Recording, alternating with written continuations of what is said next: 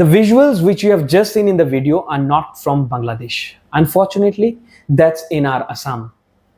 आज मैं पूरे देश से एक सवाल पूछना चाहता हूं। अगर आपके क्षेत्र में कोई कॉलेज या फिर यूनिवर्सिटी है जिसमें हिंदू, मुस्लिम, सिख, ईसाई हर एक रिलीजन के परिवार से बच्चे जाके इक्वली पढ़ाई करते हैं, पर एक दिन अगर उसी कॉलेज के कुछ स्टूडेंट्स जो एक ही मजहब से ताल्लुक रखते हैं किसी एक लोकल राजनीतिक मुद्दे पर रास्ते में आके प्रोटेस्ट करते हैं और उस प्रोटेस्ट में एक भी हिंदू या फिर एक भी बुद्धिस्ट फैमिली के स्टूडेंट्स नहीं रहते हैं, तो क्या आप उसे सिर्फ एक स्टूडेंट प्रोटेस्ट कहेंगे या फिर एक मजहबी आंदोलन कहेंगे? और अगर आप फिर भी ये कहते हैं कि students have no religion, then why they are not equal by the uniform they wear inside the campus? बात है 6 सितंबर 2025 की। उस दिन असम में जो हुआ आज ये पूरे देश को जानने की जरूरत है। और खासकर जब बात हो रही है मेरे खुद की, मेरे अपने जिले की, तब मेरा यह फर्ज बनता है कि मैं इस बात को देश तक पहुंचाऊं।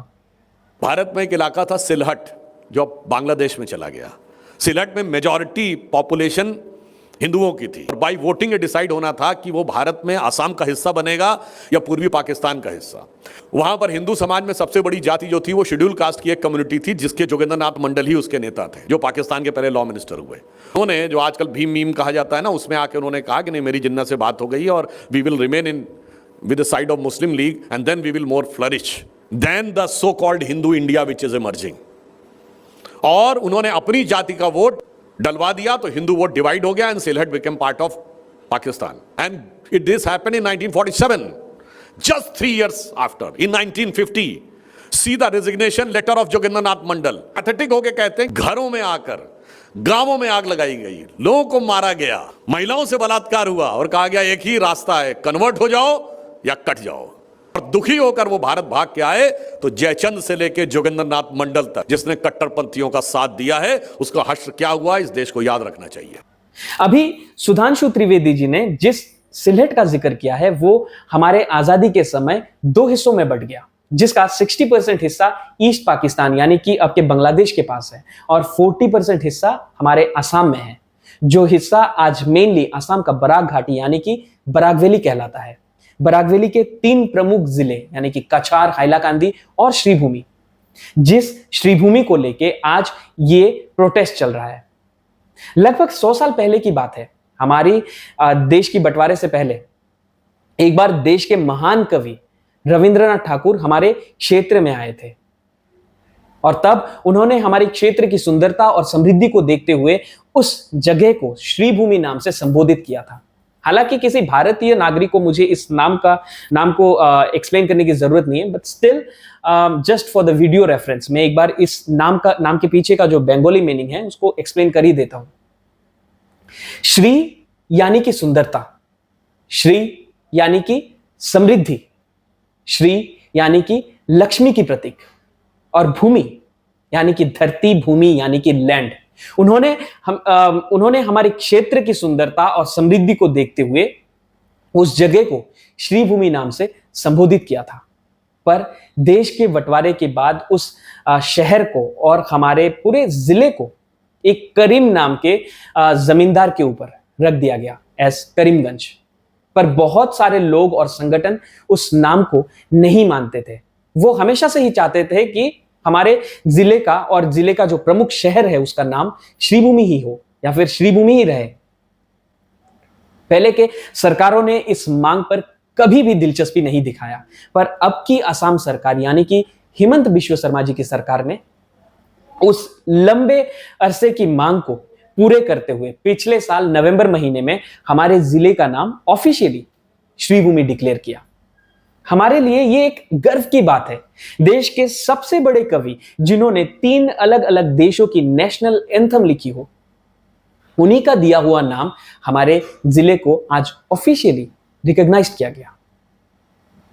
पर आज 2025 में लगभग 1 साल के बाद कुछ अलग अलग संगठन मिलकर 6 सितंबर को पूरे जिले में बंद का ऐलान किया। पूरे जिले में मिक्स रिएक्शन देखा गया और अगर आप सोशल मीडिया के लोगों का रिएक्शन उठा के देखें तो ये क्लियरली समझ आता है कि उस नाम को लेके हमारा पूरा बराक वैली एंड असम दो भागों में बट गया है। 98% Hindus are standing with Sribhumi, wherein 98% Muslims are trying to bring Karimganj back. Sribhumi वाले बंद का विरोध कर रहे हैं, वहीं करीम वाले बंद का समर्थन। जिले की सुरक्षा को मद्देनजर रखते हुए प्रशासन के द्वारा उस पूरे दिन में पूरे जिले में धारा 163 लगाया गया।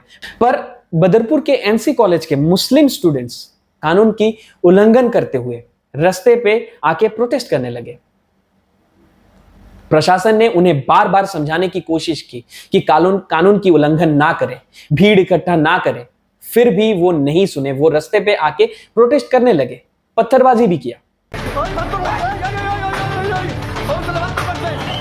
बार बार समझाने के बावजूद भी जब वो नहीं माने, तब पुलिस ने उन पर लाठी चलाया।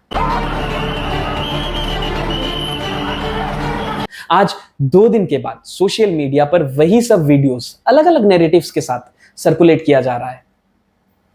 अगर आप उन सोशल मीडिया पोस्ट को उठाकर देखें तो आपको यह साफ पता चलेगा कि उस मुद्दे पर धर्म वाले लोग किस तरफ खड़े हैं और मजहब वाले लोग किस तरफ। आज हर एक न्यूज चैनल्स पर या फिर सोशल मीडिया के पेजेस पर यह कहा जा रहा है कि ये स्टूडेंट्स का प्रोटेस्ट था और पुलिस ने स्टूडेंट्स पर लाठी चलाया। जब एक स्टूडेंट पुलिस वाले के ऊपर पत्थर मारता है, किस लिए? जब पुलिस उनको रोकने का कोशिश करता है, क्या नतीजा हुआ?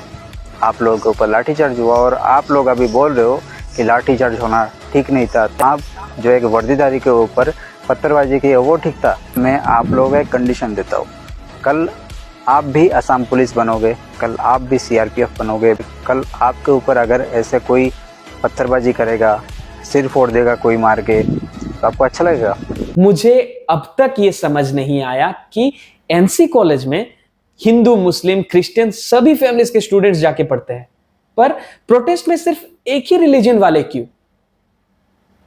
आपको इस प्रोटेस्ट में हजारों स्टूडेंट्स दिख रहे होंगे, पर क्या आप मुझे कोई भी न्यूज चैनल या फिर सोशल मीडिया के पेजेस जो इसे एक स्टूडेंट प्रोटेस्ट कह के नैरेटिव क्रिएट कर रहे हैं, वो कम से कम 5 ऐसे स्टूडेंट्स दिखा सकते हैं जो एक हिंदू फैमिली से या फिर किसी नॉन मुस्लिम फैमिली से बिलोंग करता हो? और अगर आप ये नहीं दिखा सकते हैं तो फिर ये स्टूडेंट प्रोटेस्ट कैसे हुआ? Why don't you call it a communal protest or a protest by the Muslim students?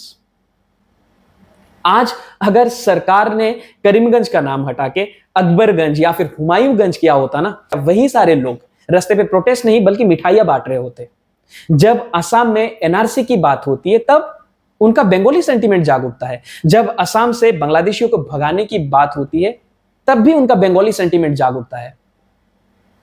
पर जब हमारे जिले को आज कविगुरु रविंद्रनाथ जी द्वारा दिया गया एक बंगाली, इतना अच्छा सा एक बंगाली नाम जो ऑफिशियली रिकॉग्नाइज्ड किया गया, you guys are standing behind. The same happened during 1961 on 19th of May, जब असम में बंगाली भाषा को रिकॉग्नाइजेशन मिलने के लिए 11 लोग शहीद हुए। उस दिन भी उस 11 शहीदों में से एक भी करीम वाले लोग नहीं थे।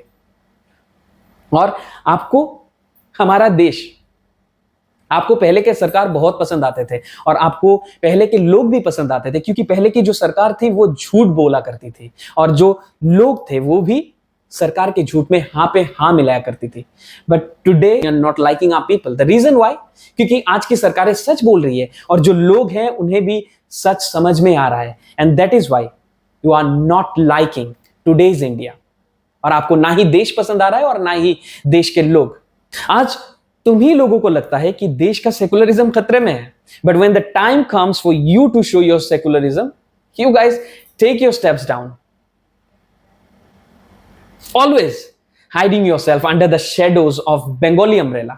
But you cannot accept and digest a Bengali name given by Kavi Guru.